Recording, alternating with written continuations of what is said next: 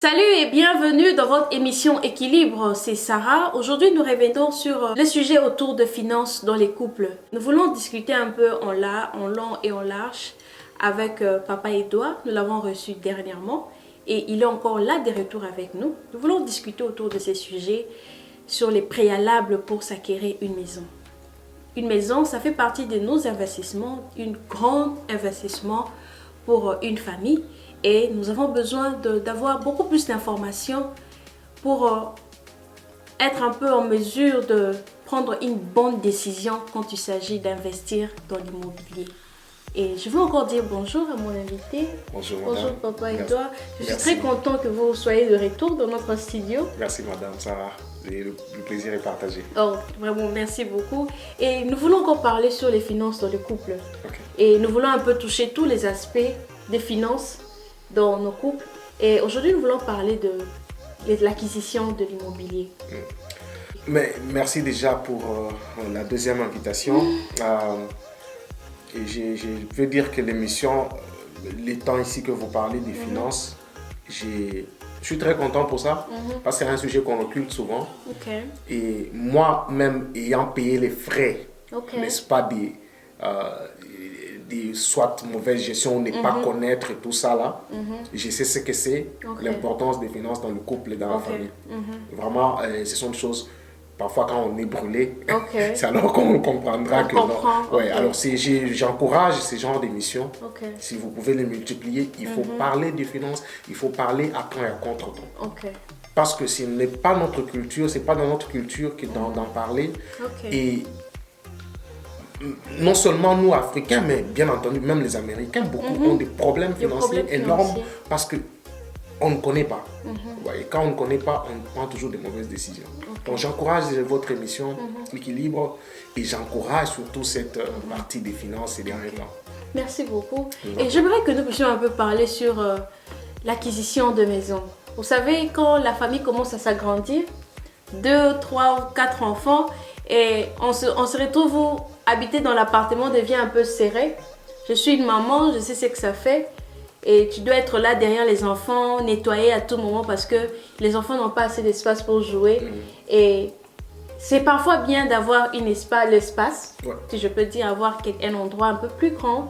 Les enfants peut-être pourront grandir et puis accueillir aussi les invités. Et je ne sais pas en ce sujet, qu'est-ce que vous pensez? Comment est-ce que les couples peuvent s'y prendre quand il s'agit de prendre une décision de s'acquérir une maison, de s'acquérir des immobiliers par exemple? Quel est votre point de vue? Quels sont les préalables, je vous l'ai dit, que les familles doivent mettre en place, doivent atteindre, les préalables qu'ils doivent atteindre pour se dire, bon, il est vraiment temps c'est le bon moment pour s'acquérir une maison. Parce que ça fait partie des investissements un peu plus grands de famille.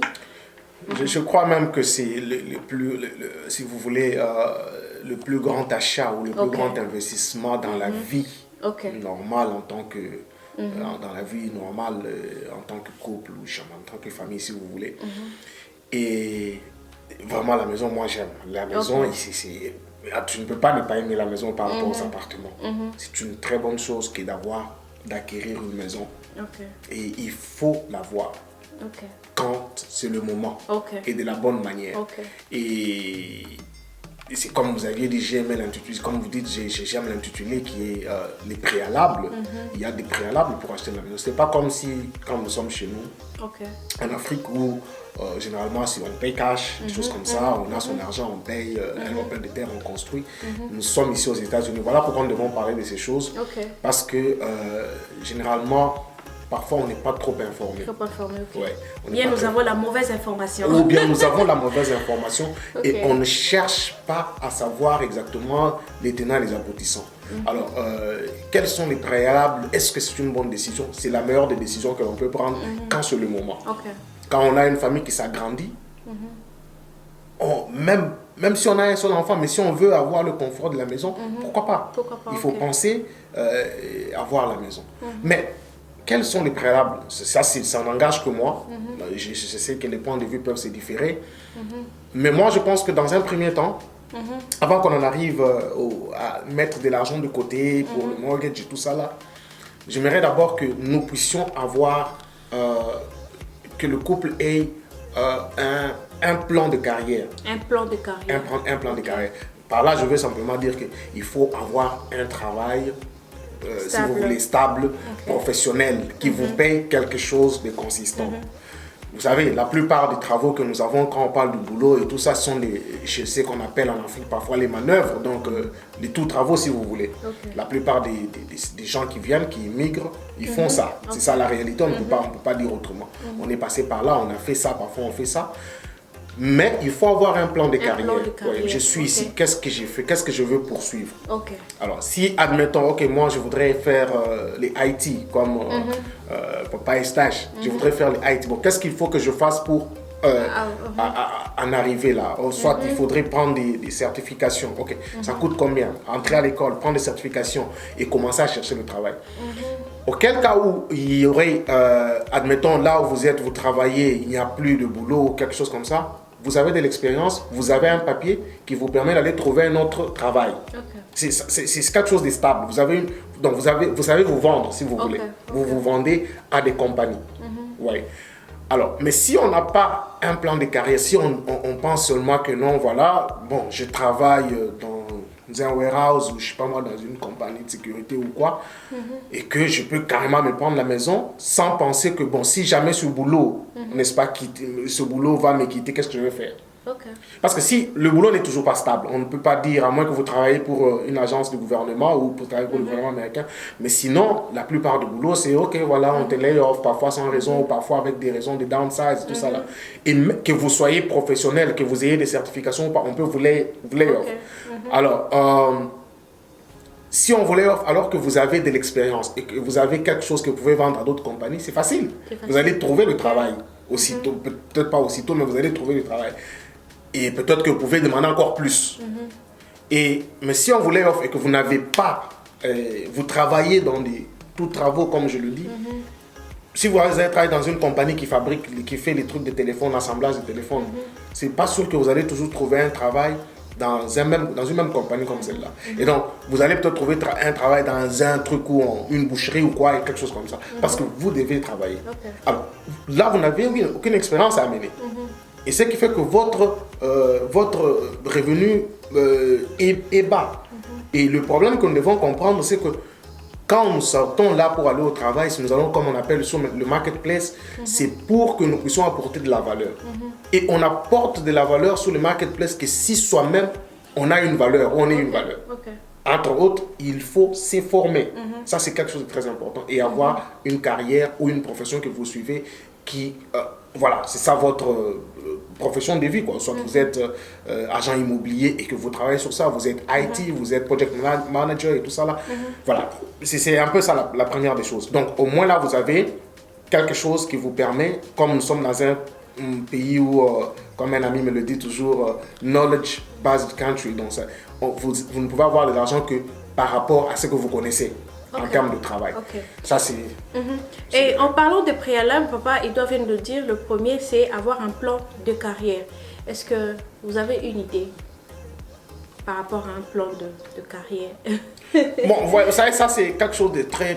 Pourquoi je dis ça? Parce que très souvent, il arrive quand on vient de l'Afrique, vous avez une licence, par exemple, et vous arrivez ici avec la situation, vous trouvez que vous êtes un peu bouleversé. Voilà. Vous avez un bagage, par exemple, avec un bagage sur l'économie, sur le doctorat, par exemple, et vous arrivez ici, vous ne savez pas comment vous y prendre. Il y a beaucoup de gens qui se retrouvent dans cette situation. Ils ont déjà une licence, par exemple, en Afrique, mais arrivé ici, ils ne savent pas comment s'orienter. Est-ce que vous avez une idée comment les gens peuvent s'y prendre? Justement, c'est ça le plus grand problème, c'est que non, les gens ne savent pas s'orienter, nous sommes perdus. Parce que les gens qui viennent de l'Afrique, généralement, ils ne sont pas tous soit des high school students. Ce sont des gens qui ont déjà eu à étudier là. Un diplôme universitaire. Voilà, un diplôme universitaire. Et quand on arrive ici, parce qu'on n'est pas suffisamment informé, n'est-ce pas, on s'est dit, bon, ok, on doit nourrir la famille en entre-temps. On doit nourrir la famille. Et quand on entre dans cette histoire, on oublie, bon, on ne sait plus, on n'a plus le temps de pouvoir lire, étudier, tout ça. Là. Mais est-ce que j'ai une idée? C'est que je peux, moi, conseiller, c'est encore une fois de plus, que les gens doivent s'informer. Que les gens doivent s'informer et avoir qu'est-ce que vous voulez faire. C'est ça le problème. Parce que c'est pas parce que moi je suis juriste, j'ai avocat au barreau de Kinshasa Matete, mais je n'aime même pas qu'on m'appelle maître ici. Pourquoi je n'aime pas ça? Je vois les amis qui sont avocats, des confrères, on les appelle maître ici. Mais ici, nous ne sommes pas avocats. Voilà. Nous laissons ça au Congo. Pour le moment, nous sommes ici. Regardons la réalité en face. C'est quoi que je peux faire? Dieu nous a dotés de multiples talents. Je suis juriste de formation, j'ai été au barreau de Kinshasa Matete. Oui, mais qu'est-ce que je peux faire maintenant? Et je le dis à mes dépens parce que moi-même, je ne me suis pas pris rapidement, si vous voulez. Ouais. Alors, c'est comme quelqu'un qui a commis des erreurs, n'est-ce pas? Exactement. Et je voudrais que les gens ne commettent pas les mêmes erreurs. Ouais, parce que c'est facile de laisser le temps passer. Alors, je suis venu juriste, j'ai à un moment tenté de faire, est-ce que je faut aller que je fasse le master et tout ça, et puis revenir. Tu peux tout faire si tu rêves de faire n'importe quoi, mais il faut voir quelque chose de concret. Mais nous ne venons pas en tant qu'étudiants, nous ne venons pas single parfois, on vient déjà mariés. Donc on doit avec des familles. Avoir une balance. Il faut balancer tout ça, l'équilibre. Voilà, le titre de l'émission même parle de l'équilibre. Avoir l'équilibre, qu'est-ce que je dois faire? Comment on peut faire? Et puis, c'est pas comme si on fait la course avec les gens. Donc, on doit savoir ce qu'on veut faire. Qu'est-ce que je peux faire? La meilleure manière de pouvoir sortir la tête de l'eau, c'est peut-être d'aller par des certifications. Exactement. C'est ce que je voulais un peu dire. Avec l'expérience de 5 ans ici en Amérique, j'ai compris que l'information est vraiment importante.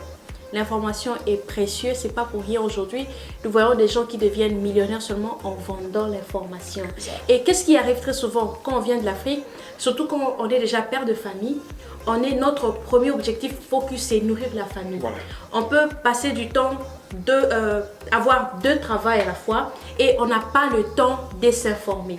C'est comme ça que j'ai toujours demandé aux gens, j'ai toujours cherché à encourager aux gens d'avoir un peu l'équilibre.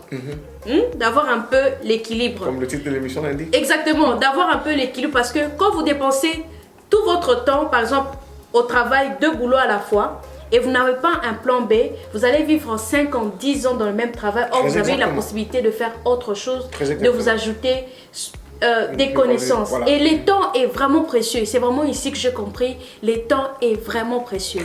Et s'il faut consacrer un temps où les week-ends, c'est votre temps de vous enseigner, de vous former, d'apprendre, c'est très important.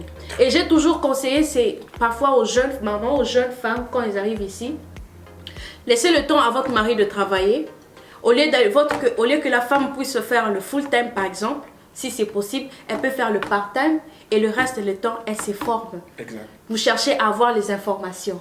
Ou soit, papa peut travailler full-time, mais vous avez quand même un temps ou le week-end, par exemple, où vous vous formez. Aujourd'hui, nous avons le cours en ligne.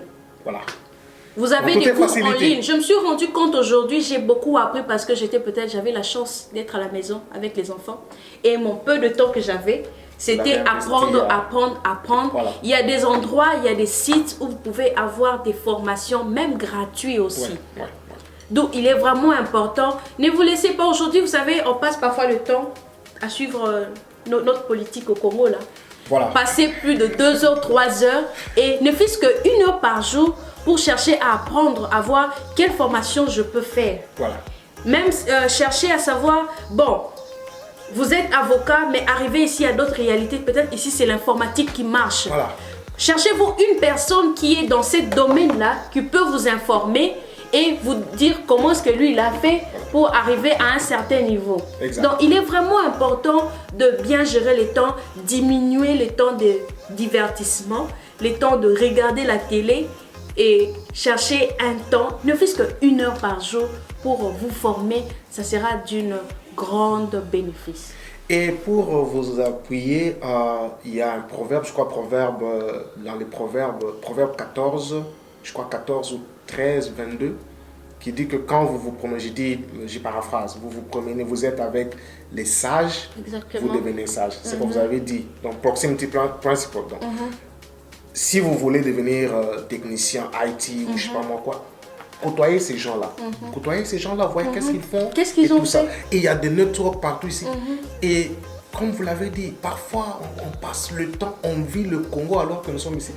C'est incroyable. On passe le temps à la politique, tout ça. C'est bon, mais la politique de ta propre maison, on ne regarde pas. Le temps passe. Le temps passe. Le temps passe, 5 ans, 10 ans, et vous vous dites que je n'ai rien fait. Voilà. Et pour vous appuyer, encore une fois, pour les cours en ligne, moi-même, j'ai fait mon master et c'est totalement en ligne. Je ne vais à aucun campus. J'ai des cours que j'ai fait totalement en ligne. Et c'est possible. Mais je le fais à mon rythme, si vous voulez. Vu les responsabilités que j'ai. Mais je sais où je vais aller.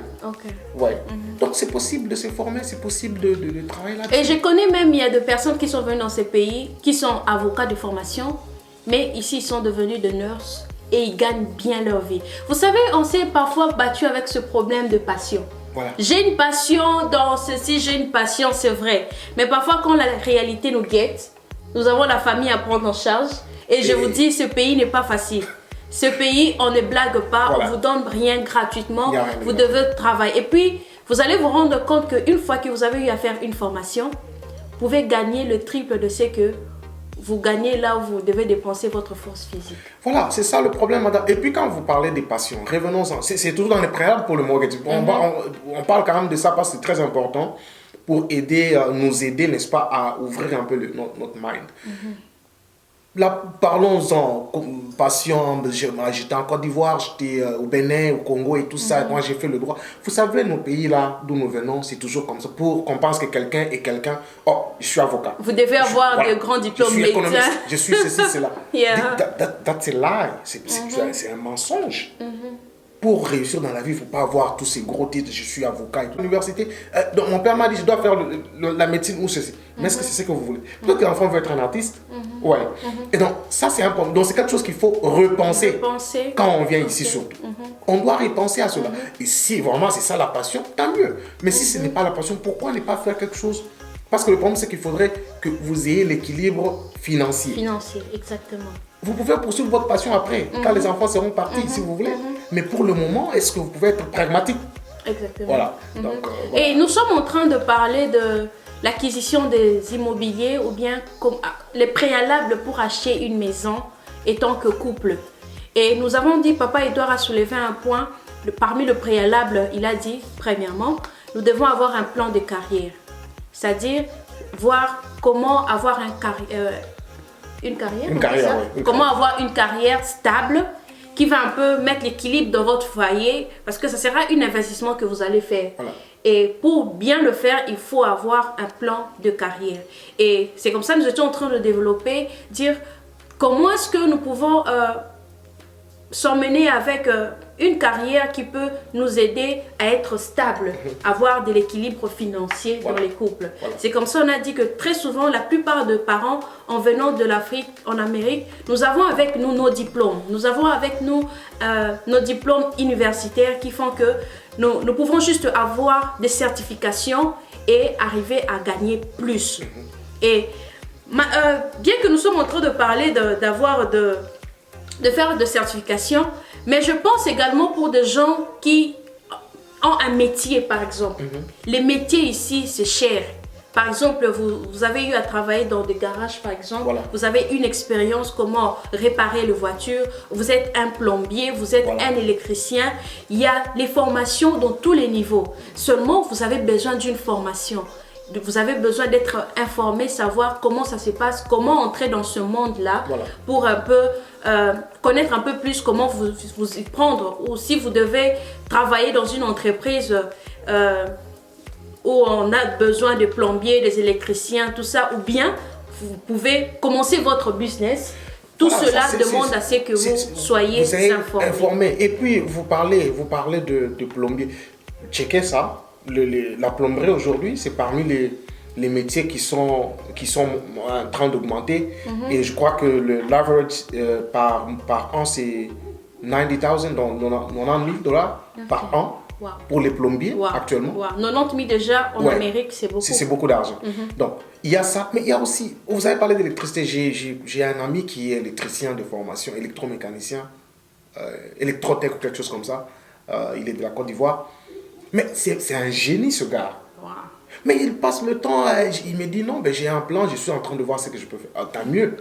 Mais voilà. Donc ça dit qu'on peut faire. Mais aussi, non seulement la carrière en termes d'aller 9 to 5, comme on dit, mais il faut aussi, si peut-être vous êtes un businessman ou comment, pensez à cela. Donc, pensez aussi. Le problème ici, c'est de pouvoir apporter beaucoup d'income. Plus. Ouais, voilà. C'est ça, en fait, le but. Ok. Là, nous étions dans notre préalable A. Je ne sais pas quel est le deuxième préalable que vous pensez en dehors du plan de carrière. Ouais, le plan de carrière et le préalable que suivra, je vais parler pour les croyants. C'est la prière. Donc, il faut prier. Il faut prier. C'est quand même... D'ailleurs, même, j'ai suivi quelqu'un qui a dit que si vous faites une dépense de plus de $200, you better pray for that. Tu vois? Donc il faut prier parce que prier pour que vous ayez un bon deal, prier pour savoir comment, voilà, parler à votre Père Céleste, comment les choses vont se passer. Ça, c'est aussi un autre préalable qu'il ne faut pas négliger pour les croyants. Et l'autre préalable dont je parle, c'est maintenant, après ici, on a son plan de carrière. On a un travail stable. On a un travail stable ou un business qui fonctionne normalement. Il faut ne pas avoir de dettes. Ne pas avoir de dettes du tout. C'est-à-dire, vous n'avez pas des voitures que vous payez. Vous n'avez pas, je ne sais pas moi, des billes médicales impayés, des choses comme ça, ou des credit cards. Ne pas avoir de dettes. Ça, c'est quelque chose de très important. Parce que là, vous prenez un gros poisson là. Alors, si vous avez encore d'autres dettes en termes de véhicules et tout ça là, ça va vous étouffer. Exactement. Alors, ne pas avoir de dettes, c'est aussi un préalable. Et à cela, je vais ajouter avoir des fonds à côté. Au moins, avoir le saving à côté. En tout cas, l'épargne, voilà, plus ou moins 3 ou 6 mois de votre budget de la maison, voilà, si vous voulez, de votre budget de la maison, mettre ça de côté. Ça, c'est aussi un autre préalable. Exactement. Donc, Papa Edouard vient de nous dire, si nous devons donner la liste, les préalables pour se dire que maintenant, nous sommes en mesure de prendre la décision ou bien de nous lancer dans ce processus de l'acquisition de l'immobilier ou l'acquisition d'une maison pour notre famille. Premièrement, il faut avoir un plan de carrière. Un plan de carrière, c'est-à-dire chercher à avoir un travail stable. Un travail stable, ce qui fera que même si un employé vous licence aujourd'hui, demain vous pouvez toujours trouver un travail qui vous aidera à pouvoir suppléer aux besoins, aux dépenses liées du fait d'avoir une maison. Et deuxièmement, il a dit ne pas avoir de dettes.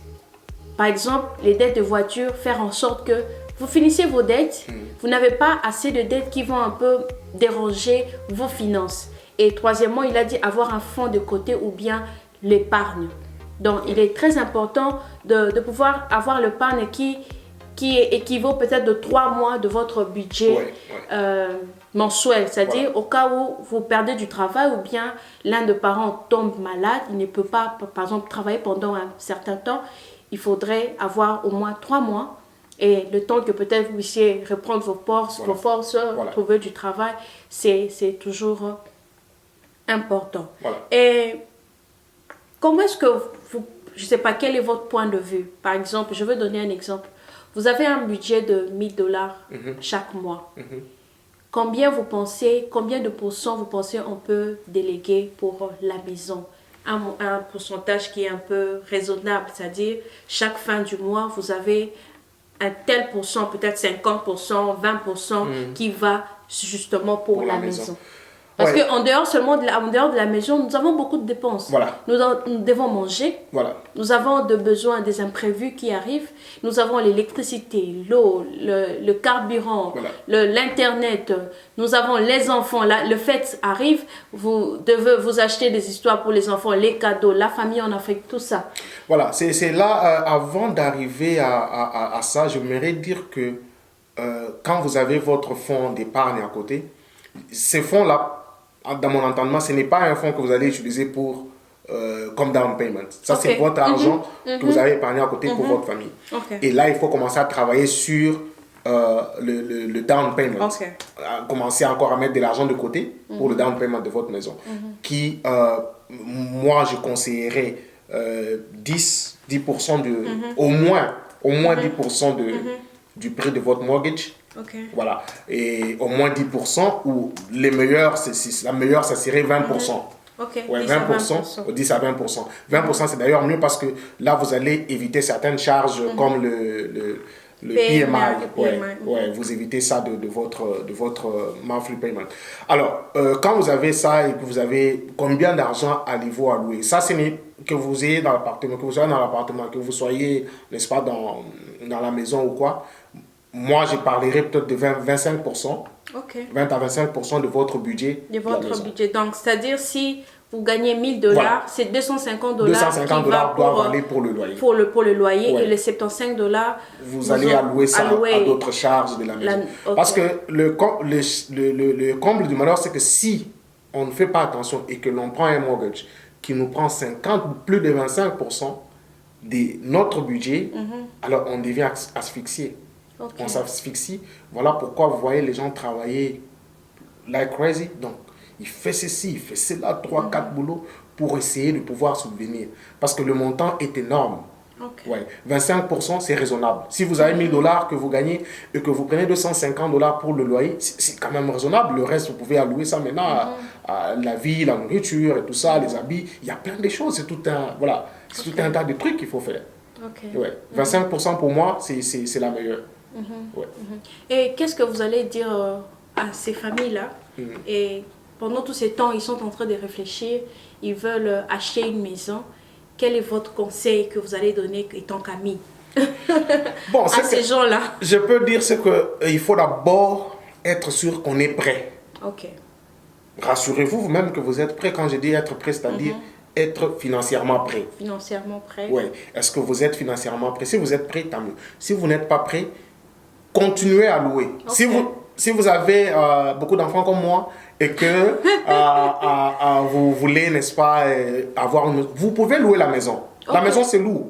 Moi, j'ai loué la maison.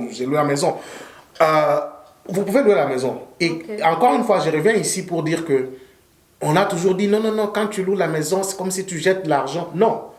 Beaucoup de gens sont honnêtes et ils savent que les dépenses de la maison sont énormes par rapport à celui qui loue. Quand tu loues, tu ne payes pas l'assurance en termes de PMI et tout ça. Là, tu ne payes pas les taxes. Alors, ça dit que tu peux encore continuer à louer. En attendant, tu travailles petit à petit pour avoir tout ce qu'il faut pour que vous puissiez prendre la maison. Donc, si vous réfléchissez, vous êtes prêt, enfin, vous voulez acheter la maison, réfléchissez et réfléchissez encore, s'il vous plaît. Parce que il ne faudrait pas que la maison que l'on prend plutôt, au lieu d'être une bénédiction, devienne une malédiction, si vous voulez, un cauchemar. Parce que vous ne dormez pas dans cette maison-là. Donc ça dit qu'encore une fois de plus, on revient sur le problème des finances, de l'income. Il faut travailler sérieusement sur votre income. Si vous travaillez sérieusement sur votre income et que vous avez beaucoup d'argent qui vient, ça, c'est pas un problème. Salut et bienvenue dans Be Impôts LLC. Si c'est votre première fois, nous sommes une chaîne chrétienne. Nous abordons des sujets autour de la vie chrétienne. J'ai répété, la vie chrétienne. N'hésitez pas de vous abonner. Ok, Papa Edouard, on était en train un peu de parler sur les préalables. Oui. Et je ne sais pas donc, si vous devez conclure, c'est-à-dire il serait mieux d'avoir un plan de carrière. Oui. Avant même d'avoir une maison, c'est-à-dire avoir un travail stable avant d'avoir... À mon avis, il faut avoir un travail stable. Un travail stable, c'est une manière de parler parce que vous pouvez avoir un travail dans le warehouse qui est stable aussi. Bien sûr. Mais ici, l'idée, c'est que nous puissions apporter une plus-value sur les marchés. Et la plus-value, c'est la meilleure manière de faire, c'est de pouvoir se former. Et quand tu te formes, tu peux maintenant apporter quelque chose. C'est pourquoi on paye ces gens-là plus. Parce qu'ils apportent quelque chose sur le marketplace. Si vous n'apportez c'est que vous apportez quelque chose, mais ça n'a pas aussi de la valeur que quelqu'un qui a des certifications, admettons, donc qui a un PMP, Project Management Professional. Vous n'allez pas le comparer à quelqu'un qui n'a pas de PMP. Donc voilà, donc il faut vraiment se former. Ça, c'est quelque chose de très important. Il faut avoir ça, ce plan de carrière ou de business et tout ça, là, avoir quelque chose qui vient, une grande chose qui vient en termes d'income chaque mois pour que nous puissions penser à trouver une maison. Et encore une fois de plus, j'insiste sur le fait qu'on peut continuer à louer. Et si on veut bien, on peut louer une maison. Il n'y a pas de mal à ça. Vous ne jetez pas de l'argent en louant une maison. Mais achetez quelque chose quand vous êtes prêt et que cette chose-là soit une bénédiction pour votre maison. C'est comment je peux dire. Que votre investissement soit une bénédiction et non une malédiction ou bien un cauchemar. Voilà. Et c'était là notre émission Équilibre. Nous avons parlé de préalable pour l'acquisition d'une maison ou des immobiliers étant que couple. Donc, il est très important de s'asseoir, planifier. Voilà. Et dans toute chose, il est très, très important de prendre une feuille, un stylo, écrire. Même le Seigneur nous le demande. Là, vous aurez au moins une idée, un plan d'action qui sera vraiment efficace et qui vous aidera d'avoir une bonne décision. Je pense que vous avez aimé cette vidéo et si cela vous a plu, n'hésitez pas d'aimer et surtout de partager. Si vous avez des questions ou si vous avez des avis contraires, n'hésitez pas, contactez-nous. Si vous êtes ici à Dallas, n'hésitez pas de nous contacter. Nous serons vraiment heureux de vous recevoir dans notre plateau. C'était bien moi, Sarah, votre présentatrice. J'espère vous revoir à la prochaine. Merci et au revoir.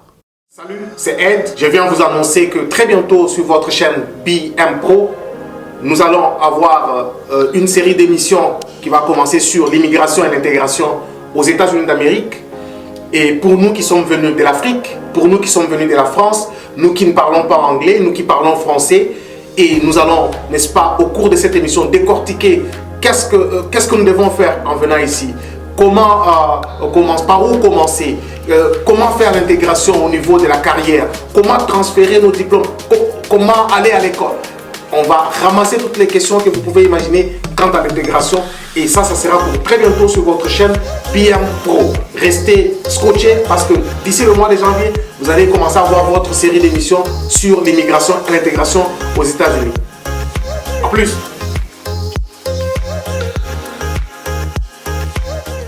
Salut, bienvenue dans BM Pro ES. Si c'est votre première fois, nous sommes une chaîne chrétienne. Nous abordons des sujets autour de la vie chrétienne.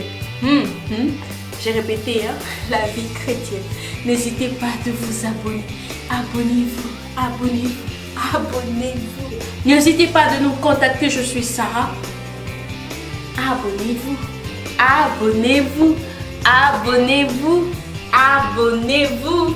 Bye bye. Bienvenue dans votre chaîne BM Pro ES. Abonnez-vous.